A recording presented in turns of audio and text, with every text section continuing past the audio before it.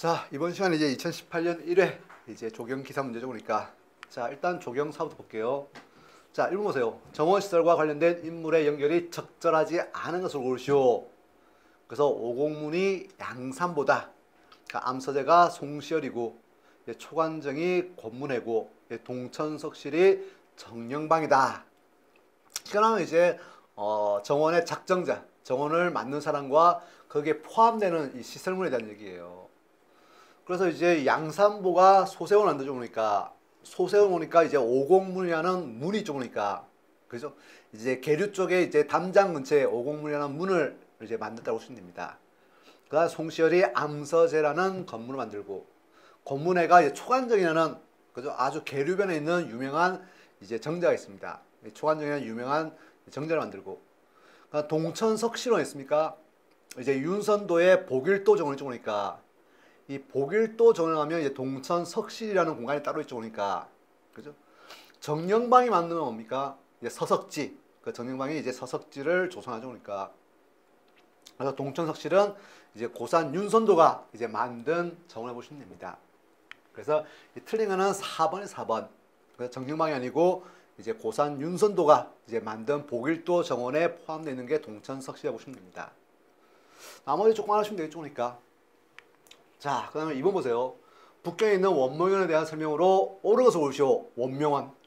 그래서 강유황제가 꾸며서 공주에게 넘겨둔 것이다. 그래서 1960년대에 침략한 일본군에 의해서 파괴되었더라. 그러니까 원명원을 중심으로 동쪽에는 만춘원이, 그러니까 남동쪽에는 장춘원이 있더라. 그러니까 뜰 안에는 대분천을 중심으로 하는 프랑스식 정원이 꾸며졌더라. 그죠? 일단은 답은 쉽죠, 보니까 4번이 되죠, 4번. 그죠? 동양 최초의 서양식 정원이 만들어진 지역이 원명원 이군이죠, 보니까. 그죠? 자, 그럼 원명원에 대한 설명 보세요. 자, 조금 중요합니다, 원명원은. 강희제 때 작수해서 옹정제가 황태자로 있을 때 하사받아서 별저로 삼은 공간이 원명원이에요. 그래서 공주에게 넘겨준 게 아니고 아들이었던 옹정제에게 이제 넘겼다고 보시면 됩니다.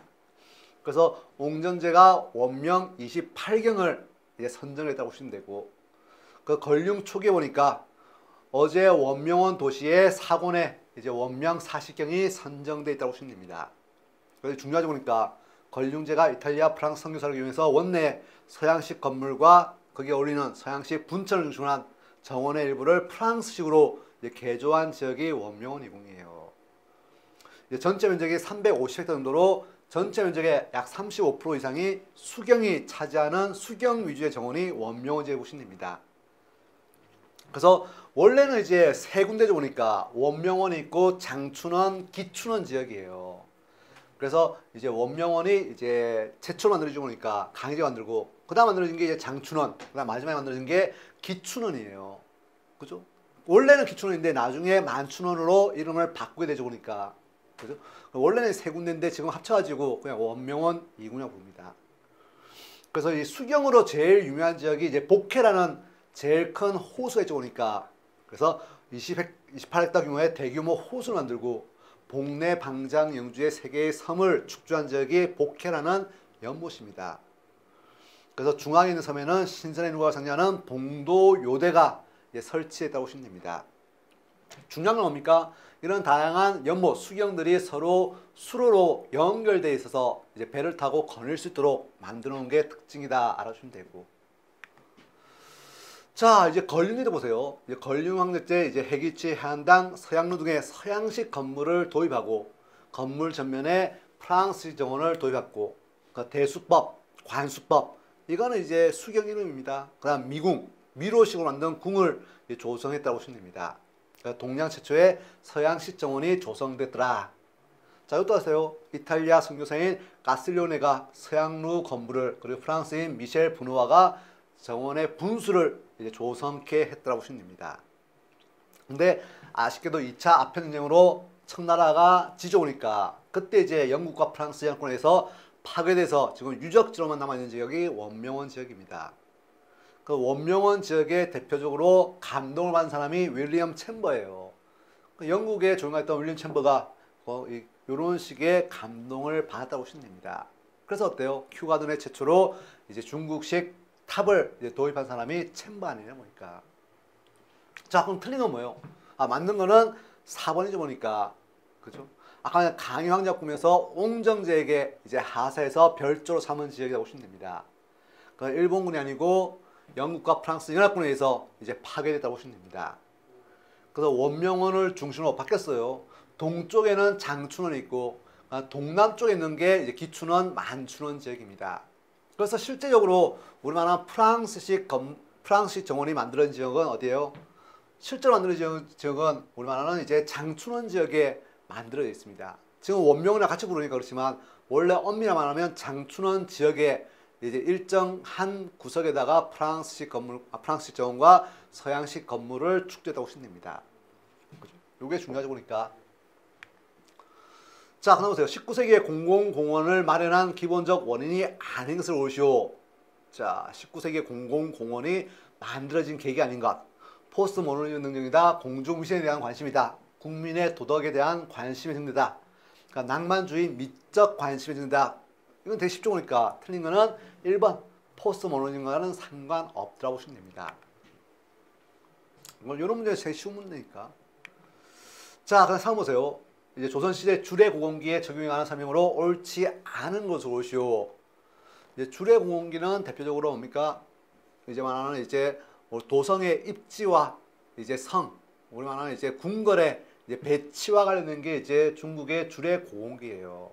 여기에 따라서 우리나라 궁궐이 배치되죠 보니까 대표적으로 뭐가 있습니까? 삼문 삼조 양식, 외조, 치조, 연조가 있고 그게 세 개의 문이 있죠 보니까.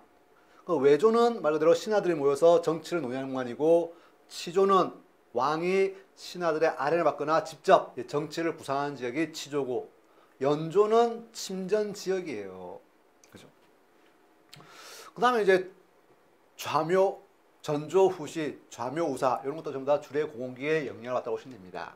그래서 조선 궁궐을 만드는 원칙 가운데 하나가 주례공원기에서 나왔더라. 맞는 말이고, 그러니까 삼문 삼조 아까 했죠 보니까 여기 치조는 정전과 편전이 있는 것을 의미한다. 맞죠? 왕이 직접 신하들의 아뢰를 받거나 왕이 정치를 구상하는 치조 지역이에요. 그러니까 우리나라에서는 전조후시 원칙을 정해서 궁궐을 조성했더라. 그럼 보세요. 삼문삼조의 외조는 신하들이 활동하는 관청이 있는 곳이다. 맞죠? 그 외조 지역은 신하들이 모여서 정치를 논의하는 공간이 외조 지역이에요. 틀린 건 뭡니까? 3번. 그죠? 왜냐하면 이제 전조후시인데 원래는 어때요? 좌묘우사 전조후시예요. 앞쪽에는 정부 관청들이 있고 뒤에는 시장이 있는데 우리나라는 배산 임수하다 보면 어떻습니까? 뒤에 산이 있어가지고 이 후시가 없어지죠 보니까. 전조는 맞습니다. 근데 후시가 틀린 말이에요. 그래서 좌묘우사 전조후시라고 그러는데 후시는 우리나라에서는 없었더라고 보시면 됩니다. 그래서 틀린 거는 이제 3번이 되겠죠. 3번. 그래서 삼문 삼조 양식이다. 다 해주니까 치조, 외조, 치조, 연조가 있고, 그러니까 좌묘, 우사, 그 전조, 후시, 같은 말은 면조 앞에 전조, 면조, 후시 같은 말입니다. 그래서 배산임수의 입지로 후시가 없어지는 게 우리나라 궁궐의 특징이라고 보시면 되고, 그래서 이제 틀린 거는 아까 말했지만 3번 이제 후시는 없다고 보시면 됩니다. 자, 그다음 통일신라 시대 경주의 도시구획 패턴으로 가장 적합한 걸 보시오.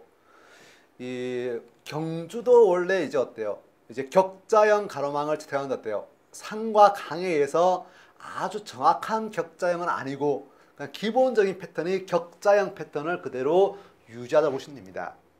그죠? 근데 이제 프랑스 옛날처럼 완전한 이제 격자형 아니에요.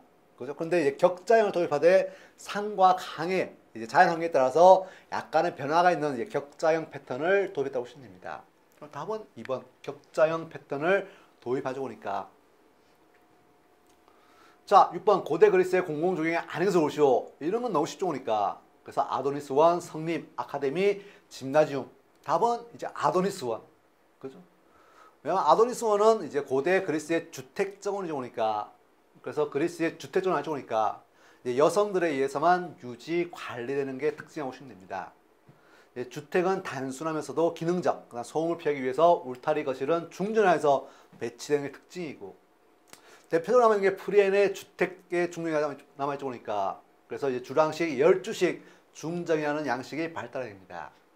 그래서 중정은 거리에서 멀리 떨어진 곳에 위치하고 바닥은 전부 다 돌로 표현되어 있으니까 장식적인 화분에 방향성 식물을 식재하고 대리석, 분수나 조각상 등으로 정원을 장식하는 특징입니다. 그래서 첫 번째가 이제 주랑식 중정이 발달하고 두 번째가 이제 아도니스원이에요. 그죠? 이거는 원래 고대 서부아시아의 곡물신이었던 타무즈에서 유래돼서 이제 아도니스라는 사람이 그리스에서 등장한 거예요. 그래서 이 아도니스원도 역시 부인에서 만들어지는데 여성들에서 이제 아도니스를 애도하는 제사에서 유래되고 주로 이제 하지 무렵에 만들어지는 게 아도니스원이에요. 형태는 그냥 지붕 위에다가 아도니스의 조각상을 세우고 주변에 화분을 놓아가지고 화분에다가 이제 식재해서 장식한 게 아도니스원이에요. 그래서 식재는 밀, 보리, 상추 등의 속성, 빨리 자라면서도 단명성, 보통 1년생 식물들을 식재했다고 보시면 됩니다. 그래서 오늘날 포트가든이나 윈도우가든 옥상 정원 등으로 발달하는 게 이제 아도니스원의 특징이라고 보시면 됩니다. 중요하죠 보니까 이런 아도니스원이 있더라. 물론 옥상 정원의 시초는 고대 서부아시아의 공중 정원이죠 보니까 행인가든. 근데 이 아도니스원도 일종의 옥상이 만들다 보니까 옥상이 만들어진 옥상 정원의 일종